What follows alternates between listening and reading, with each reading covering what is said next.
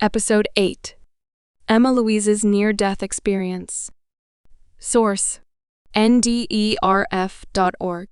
Set and setting: 1884, Greenville, Michigan. As told by Emma Louise's granddaughter and son. Janice, the granddaughter's description. My grandmother was seriously ill. An upstairs room on the third floor of the home was set aside as a sick room for her, away from the hubbub of her active children. A hired girl cared for the children and took care of running the household while grandmother was sick. During this period of time, my grandmother seemed to have an uncanny knowledge of what was happening in the household and in the neighborhood, although no one was providing her with the information. Nor could she hear what was happening on the floors below. The only example of this that I can recount is, for instance, when she said, "A neighbor has brought over some freshly churned butter and left it at the back door. Will you please bring it in?" There was no way she could have seen or heard this happening.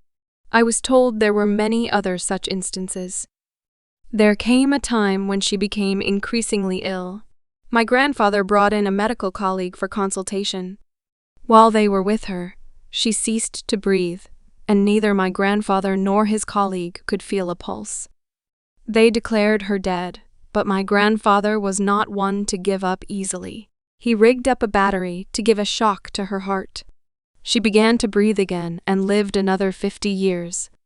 She recounted a most remarkable experience during this period of time after being declared dead. She felt as though she were taking a gentle journey down a river. She heard beautiful music.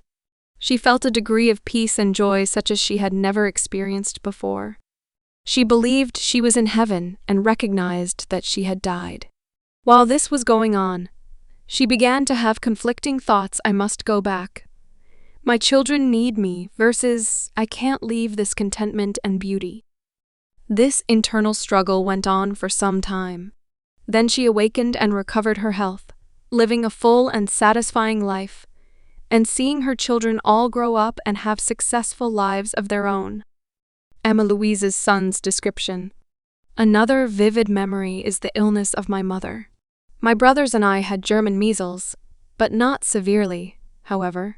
My mother, tired out with taking care of us, came down with the same disease, complicated with pneumonia, as we were recovering. After a severe illness, she was apparently dead.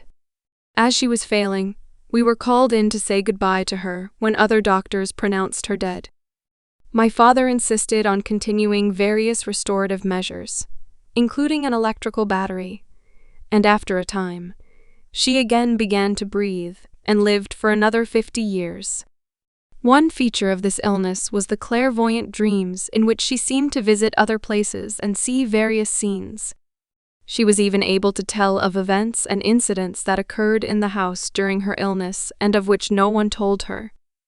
This whole illness and the accompanying phenomena we were never able to explain. Right after this illness, she took a trip to Madison, Wisconsin, to rest up after the strain of her experience.